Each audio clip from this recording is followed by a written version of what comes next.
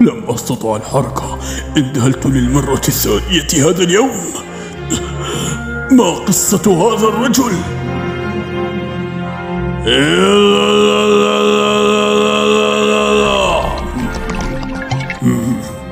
ما هذا الهروب يا رجال؟ هذه أحلام أطفال.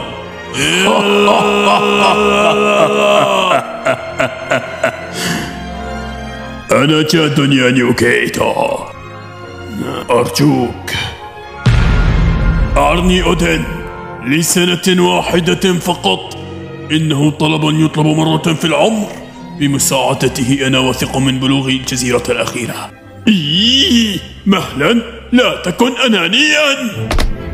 أرجوك يا نيوكيتا، أنا أتوسل إليك. توقف أيها القبطان روجر، إنه عدونا. يكفي، هذا مثير للشفقة، ولا تطاطئ رأسك يا رجل. أرجوك يا أودن، رافقنا في رحلتنا لسنة واحدة فقط. تبا لك. روجر، هل تريد سرقة عضو من عائلتي بعيدا عني؟ لكن لم يسعني سوى الشعور بالحماس. لماذا تستطيع عشيرة كوزوكي قراءة النص؟ هل قابلته الآن لسبب وجيه؟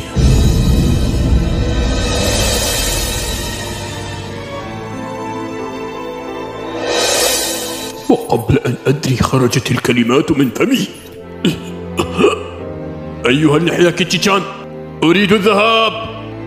اسمح لي بالذهاب أرجوك. أريد رؤية الجزيرة الأخيرة التي تحدث عنها. إنه منزعج. بالطبع أنا منزعج.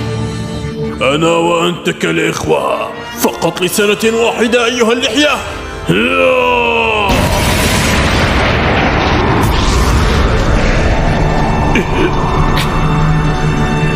أرجوك